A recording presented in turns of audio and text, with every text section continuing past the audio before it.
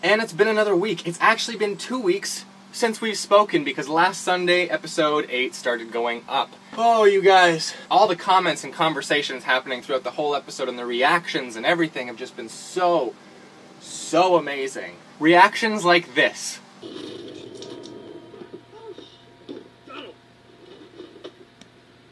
Thomas and Jenna made an entire reaction video about them watching episode 8 live for the first time, and then they cut it down into like a 17-minute video. And then I had to make a GIF of that one reaction because that was the greatest thing ever. I had to watch it over and over again, and then make a GIF, and then watch the GIF over again, just because it's so, it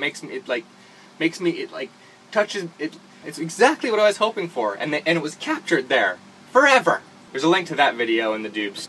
It's been a great week. For those of you who are new here, thanks to the third pew. I just want more people in my life to see it. Thank you, Nathan, for that amazing video that you did for us. You brought us a whole bunch of new subscribers, and this is addressed to you, new subscribers. Every Sunday I upload a video. Sometimes it's very related to the show, like when we did an update about Eliza painting the fake bat to look like the real bat to match. Sitting in the doorway patiently. Right, so it's back to working on the baseball bat. It's all primed and I am ready to start painting it. Sometimes it's just my thoughts on movie techniques and movies in general. Today we are going to talk about why move the camera. Today I want to explain to you why I like horror movies. A lot of times actually it's just me sitting here in the office. Every weekend I'm working on the show and I just turn this way and let you guys know how the process is going. Whether I'm writing or whether we're casting or shooting or post-production. It keeps us active, it keeps us communicating throughout the year, because a new episode of the Platoon of Power Squadron, basically a new episode comes out like once a year. So hopefully next summer we'll have episode 9 for you. But today what I thought we would do, since we have a whole bunch of new people to our community, our little community within the larger YouTube community. I've been thinking a lot about community lately, especially since it's VidCon weekend, and Eliza and I can't be there this year. But I thought we would talk to somebody who's very active in our Pineapple Boy Films community, who's always talking to other community members and stuff. His name is the Lynchy Conjecture, and he actually has been thinking a lot about communities, online communities versus real-life communities, and how we communicate within them. I just think that we're much more passionate when we're talking to our friends sitting around a table or having coffee. On social media, particularly on platforms like Facebook and Twitter, we tend to just be happy posting links and hashtags and things like that. Absolutely. It's like you said, when we have that initial reaction online, all you need to really do is be like, I love this, and then just post a link, and then people can just check it out.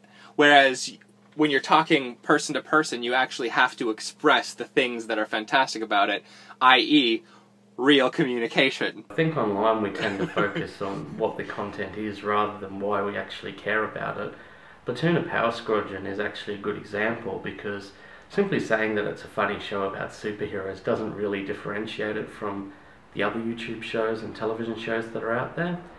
But when you talk about the community around the show and the amazing story behind the show, how you guys make it effectively in your spare time, it helps emphasize that it's actually something special and something unique.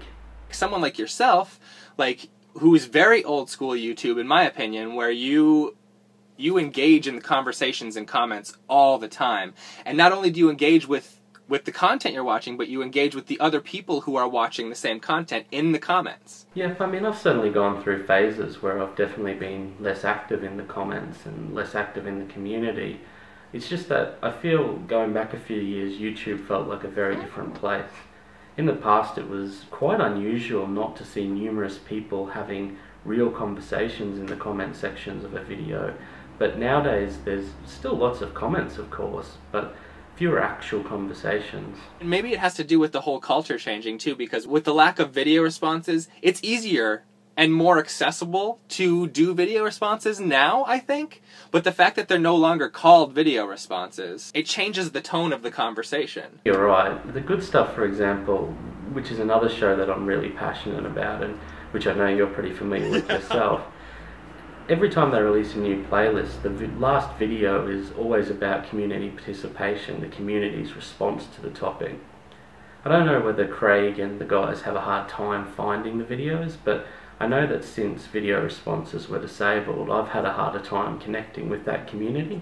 I mean, I've hesitated to make response videos myself, unsure best way to share them. More importantly, when I try to search for topic for the good stuff on YouTube to try and find other people's responses and participation, there's just so much noise, and it just makes it harder to connect with other people.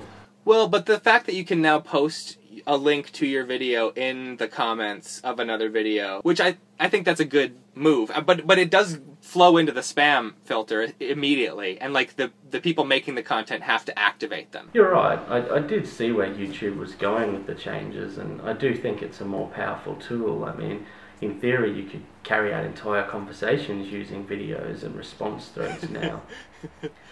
But I think it goes back to how comments have evolved over time, and how the comment section now feels more like a soapbox arena rather than a proper forum where you can engage with others.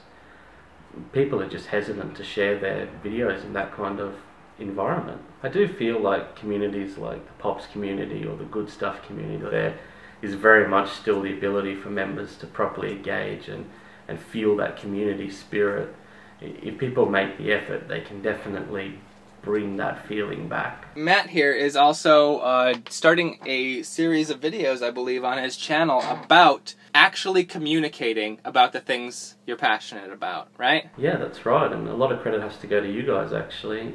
Seeing the amazing things that you guys create, whether it be Pops or Jack or even just the updates that you do every week, I just felt that drive to create.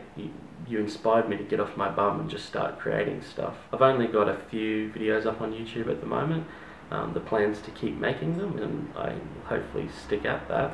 I'm also 5,000 words into my first book now, which awesome, is a pretty man. amazing feeling. I might finally get some of those stories out of my head.